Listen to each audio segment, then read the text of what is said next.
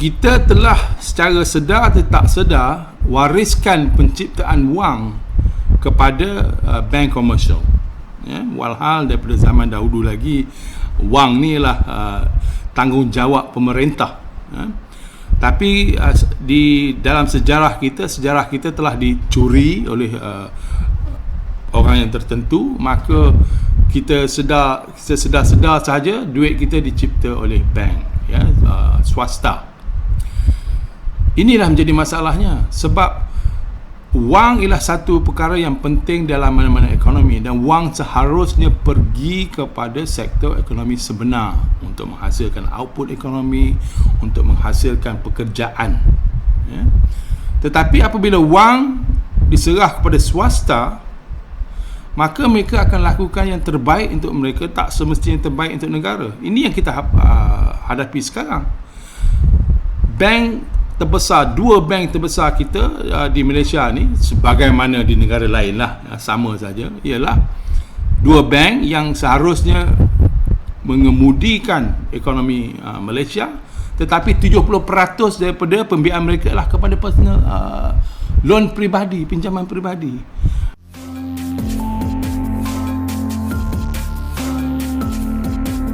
Assalamualaikum warahmatullahi wabarakatuh, and good morning.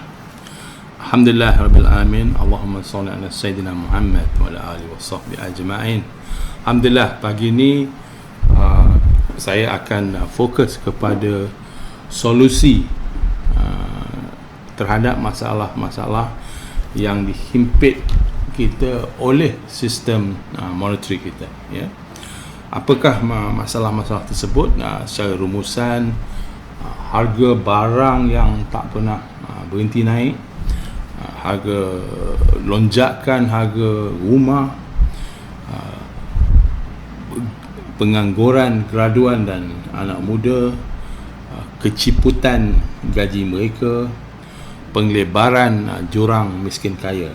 Itu di antara masalah yang dihimpit umat oleh sistem monetary legacy yang kita terima daripada penjajah, dan kita begitu taat dengan penjajah, dan kita tak pernah soal mengapa kita amal sistem ini, walhal kita dituntut oleh Al-Quran untuk memikir dan sentiasa bertanya tentang sesuatu.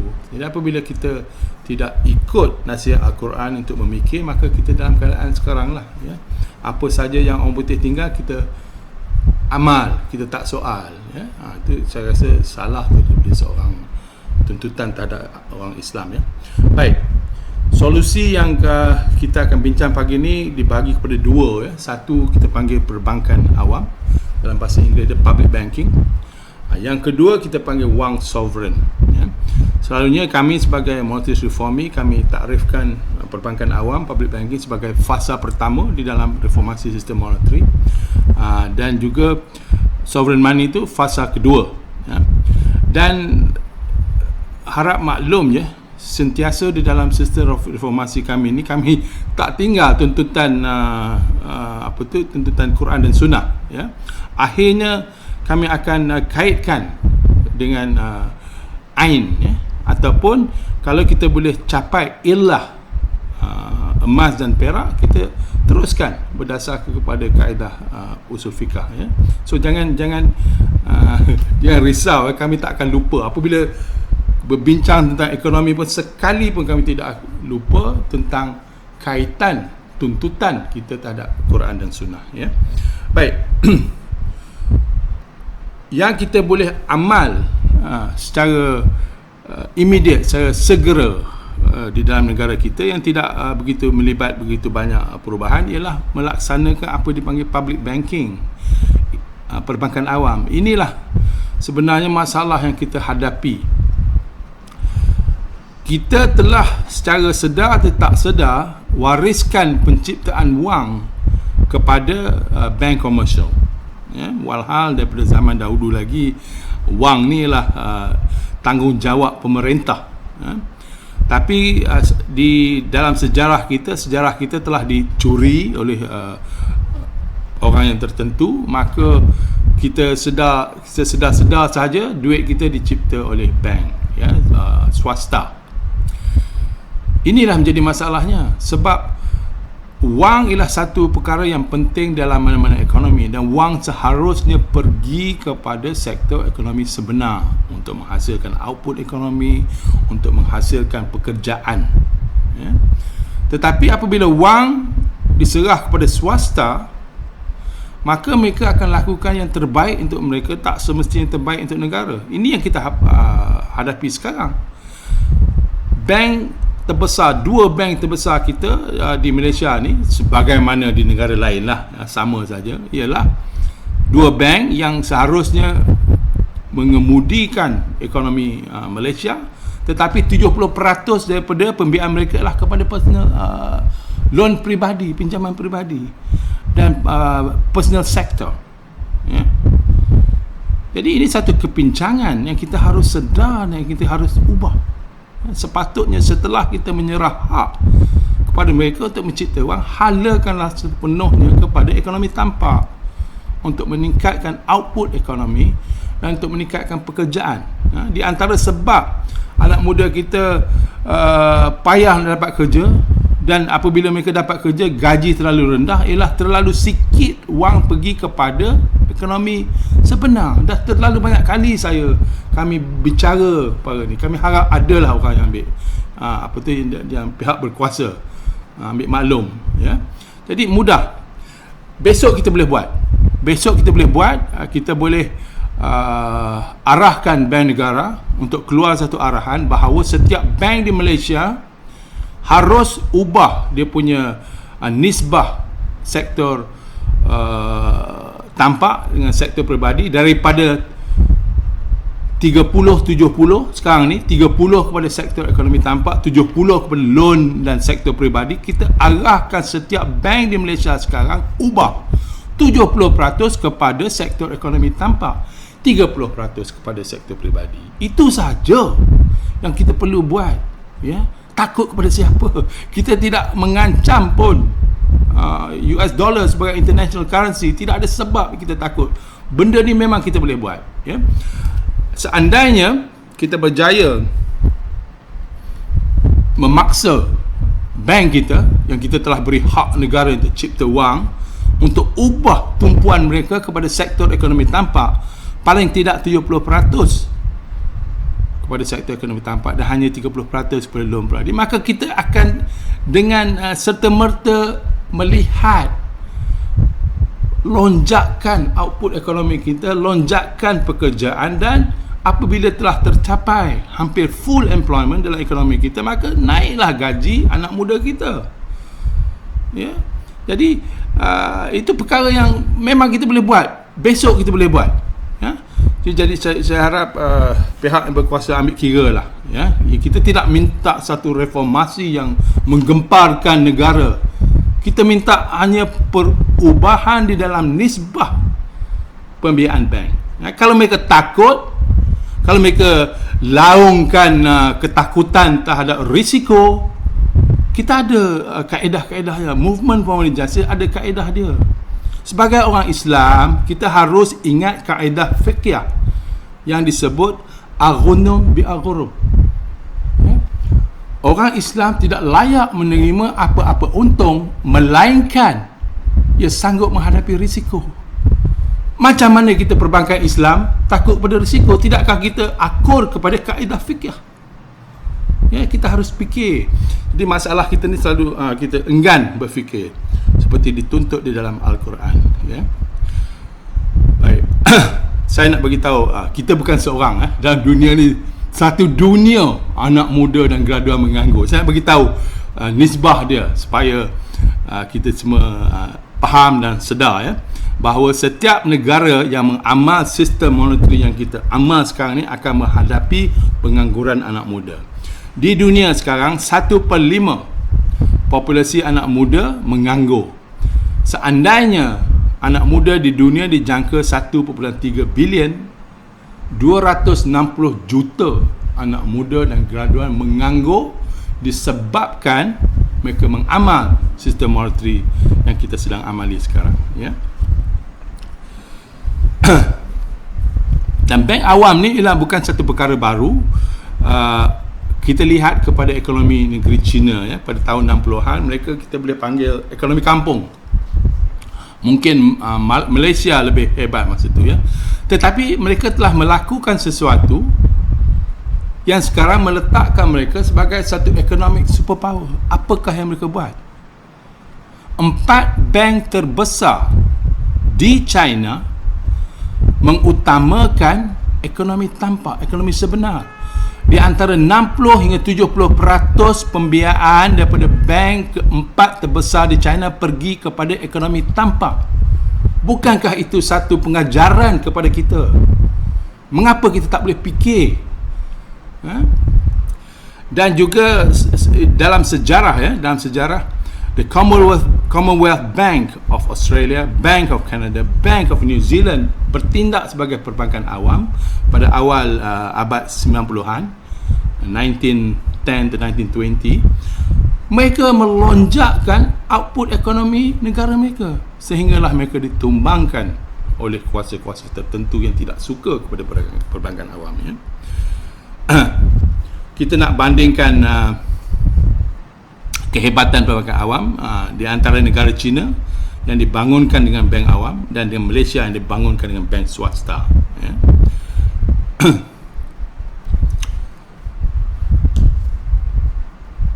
4 bank terbesar di China, Industrial Commercial Bank of China, China Construction Bank, Agriculture Bank of China, Bank of China, menumpukan pembiayaan dan pinjaman mereka kepada sektor ekonomi tampak ya. Itulah sebabnya China sekarang adalah super economic power. Dan di Malaysia kita mengkhususkan 2 bank untuk menjadi bank infrastruktur kita, bank pembangunan, bank SME yang diharapkanlah boleh membangunkan infrastruktur kita dan diharap boleh membangun sektor IKS kita. Tetapi in our wisdom, we did not give them the right to create money. Bank infrastruktur di Malaysia ni terpaksa bergantung pada grant daripada Jepun. Jadi bukankah tiba masanya ya kita memberikan bank pembangunan dan bank IKS, bank SME keupayaan sebagaimana bank-bank dan CIMB untuk mencipta wang.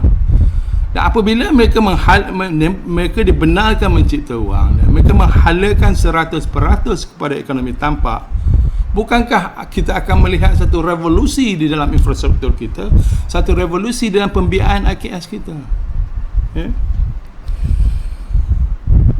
Bank swasta, prestasi bank swasta Malaysia ya. Saya dah sebut Maybank CIMB 30% kepada ekonomi tampak, 70% kepada loan peribadi dan seumpamanya.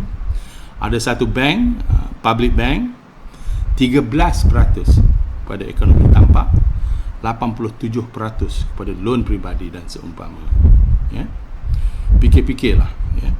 Dan sekiranya ada yang berasa bank Islam bank Muamalat lain, tak, sama saja. Bank Islam dan bank Muamalat lebih kurang nisbah mereka macam Maybank dan CIMB, 30% kepada ekonomi tampak, 70% juga kepada pembiayaan peribadi dan seumpama ya. Ini satu tindakan yang tidak begitu cerdik lah ya.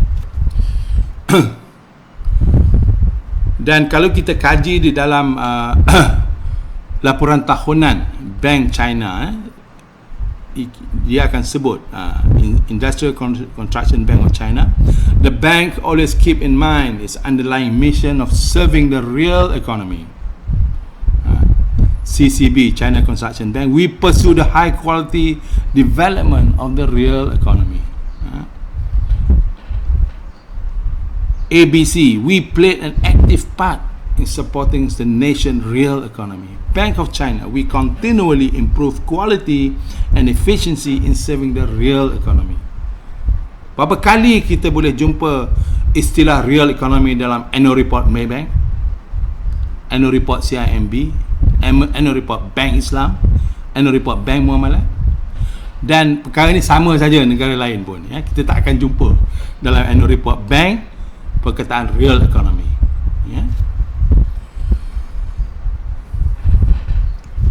perbezaan ekonomi yang dikemudi oleh bank awam dengan ekonomi yang dikemudi oleh bank swasta. Ya, ini satu table saya rasa yang harus di viral seluas-luasnya.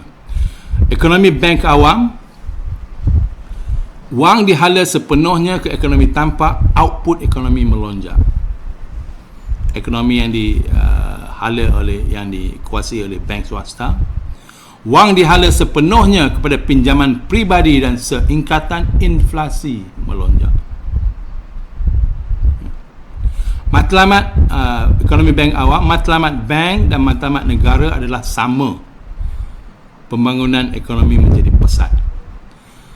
Ekonomi bank swasta, matlamat bank mengkaya pemegang saham mereka, kepentingan negara direndahkan dan tersentak.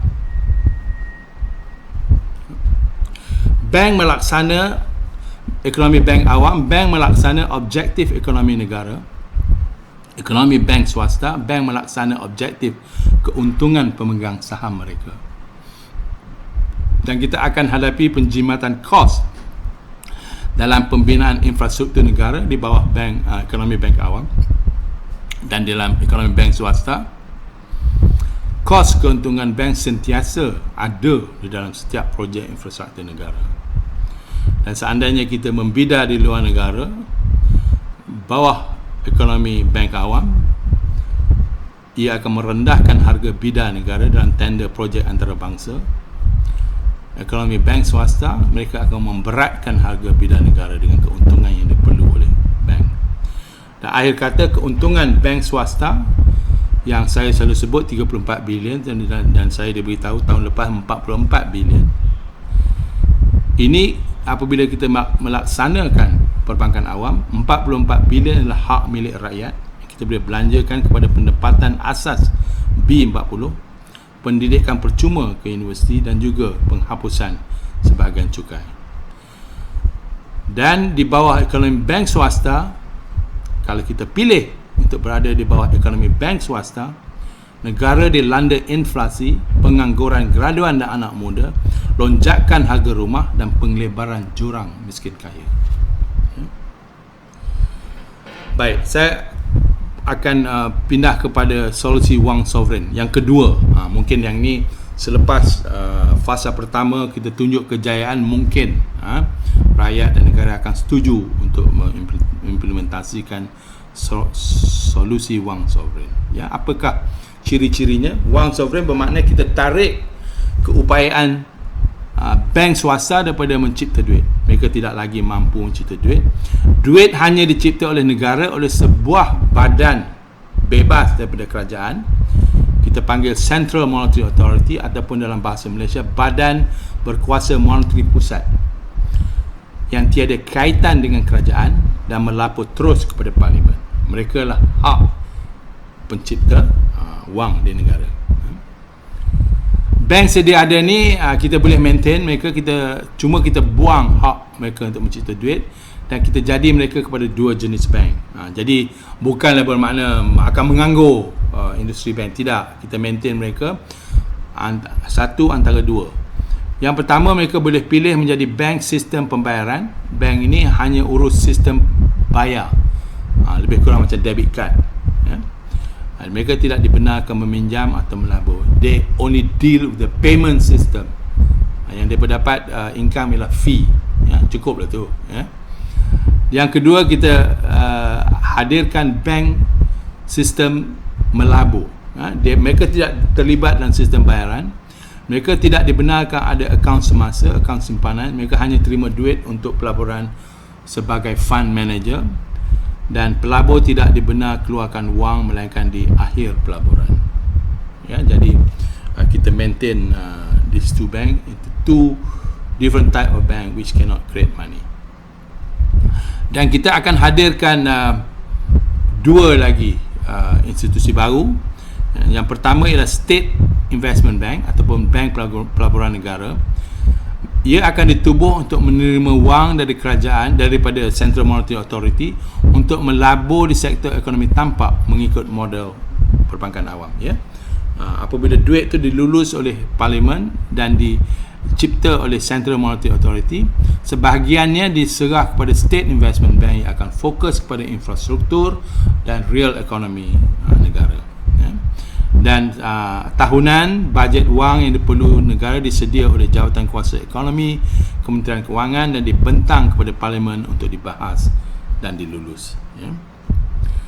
Sekira dilulus, Badan Berkuasa Moneteri Pusat cipta wang tersebut dengan entry perakaunan sahaja. Sebahagian duit seperti kita sebut disalur kepada State Investment Bank untuk melabur dalam infrastruktur negara dan ekonomi sebenar. Sebahagian disalurkan kepada Musyarakah Investment House, satu institusi yang baru juga yang akan melabur dalam equity syarikat IKS yang meningkatkan output ekonomi, meningkatkan pekerjaan untuk anak muda dan graduan dan akhirnya meningkatkan gaji permulaan mereka. Ini kita boleh khusus presentation lain untuk diterangkan struktur dan operasi Musyarakah Investment House.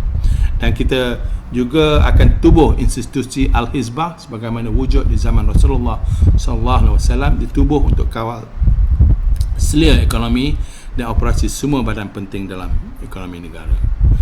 Dan akhir sekali saya akan sebut nikmat kepada rakyat Malaysia seandainya kita implementasikan solusi wang sovereign,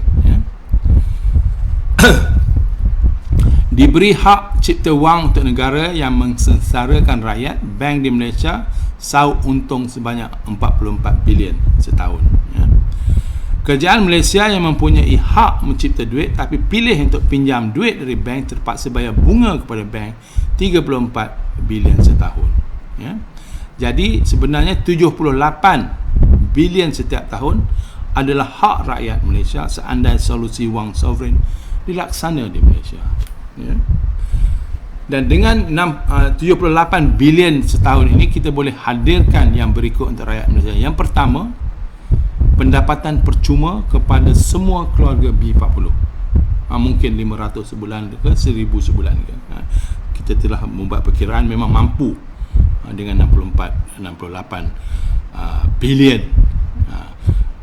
yang wujud kepada rakyat Malaysia. Dan kita boleh memberi pendidikan percuma untuk semua rakyat Malaysia hingga ke universiti. Dan akhir sekali kita boleh kecualikan B40 dan M40 dari keperluan membayar income tax.